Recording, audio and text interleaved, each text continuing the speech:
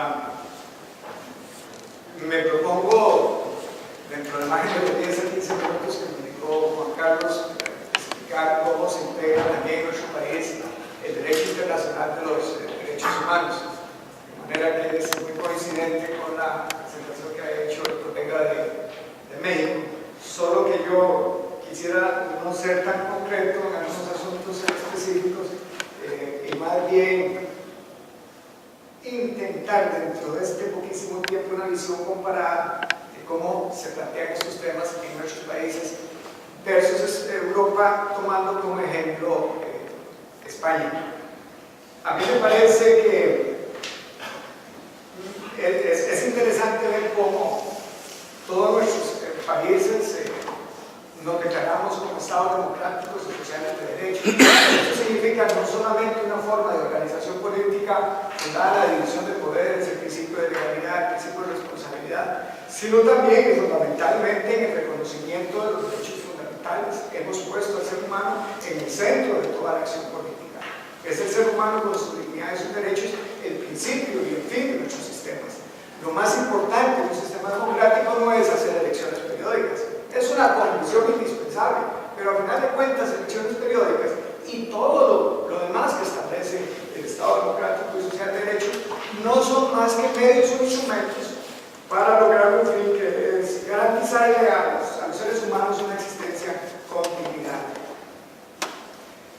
No obstante lo anterior, a pesar de esta confesión a favor de los derechos humanos, cuando nos remitimos al derecho internacional de los derechos humanos, la manera como nuestros ordenamientos jurídicos incorporan ese derecho internacional es muy diferente.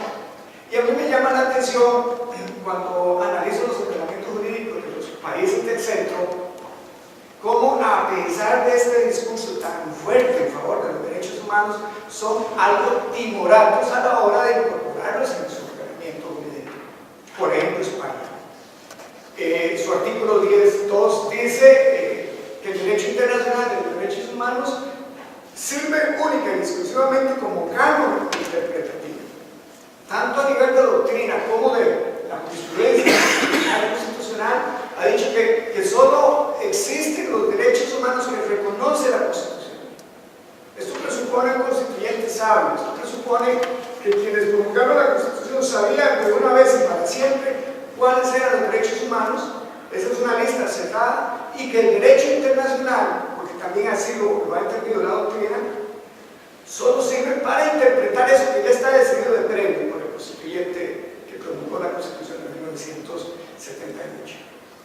Nosotros, los latinoamericanos, a pesar de tener una historia mucho más corta en las ideas del mundo occidental, hemos sido mucho más agresivos en la incorporación o la revisión, como se quiera decir, a ese derecho internacional de los derechos humanos. Y yo creo que desde esa perspectiva han podido más en nuestros países, nuestros tribunales constitucionales y el recurso de amparo, que las mismas guerrillas que se han realizado en nuestros países para modificar el país, porque de manera silenciosa el pueblo, ese pueblo que no tiene voz, ese pueblo suena retórico, pero lo digo con una convicción política, ese pueblo que no tiene voz, ese pueblo que no es reconocido, que no puede sacar audiencias ante las autoridades públicas por medio del recurso de amparo, han hecho valer temas fundamentales de nuestros sistemas democráticos. Rápidamente, para ejemplificar cómo somos más agresivos los latinoamericanos a la hora de la incorporación a este derecho, por ejemplo, Guatemala dice que el derecho internacional de los derechos humanos en su Constitución tiene preeminencia sobre el derecho interno. Los argentinos, en su artículo 75, inciso 22, luego de hacer una larga lista de una serie de tratados muy importantes, dicen que estos tratados deben entenderse complementarios de los derechos y garantías por ellos reconocidos, etc. Colombia señala que el derecho internacional de los derechos humanos en el 93, en el artículo 93, prevalece en el orden interno y además que podrá servir como canon interpretativo. Ya los mexicanos nos han dicho de manera muy clara cómo se incorpora ese derecho. Portugal, para citar otro país europeo, señala que los derechos fundamentales fundamentales proclamados en la Constitución no excluyen cualesquiera otros que resulten de las leyes y las normas aplicables del derecho internacional. En Costa Rica se da, para concretar la parte de mi país, una cuestión curiosa. La Constitución que tenemos, yo pienso que ya no se podría clasificar como de las nuevas, es de 1949. La verdad es que la mayoría de los países latinoamericanos y quizás la mayoría de los países europeos han producido sus constituciones después de la década de 60, 70, etc.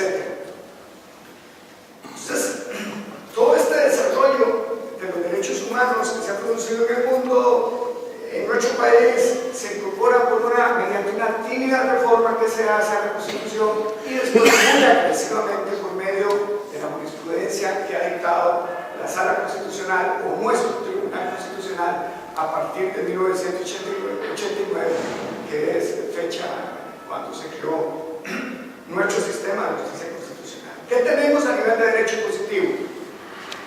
El artículo 7, que establece que en nuestro país los tratados de derecho internacional, todos, sin distinción alguna, ocupan un lugar inferior a la Constitución política, siguiendo la tradicional jerarquía de fuentes, primero la Constitución, luego los tratados.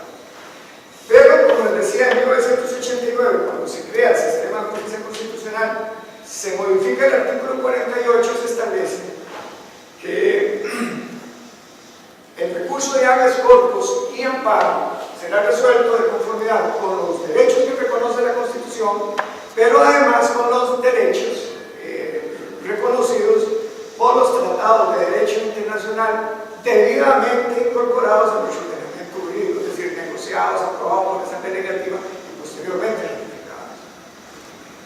Pero ¿qué sucede con la jurisprudencia? Nuestro tribunal en eso ha sido agresivo, en mi opinión, pero no nos quejamos porque somos muy los derechos humanos en nuestro país, ha roto las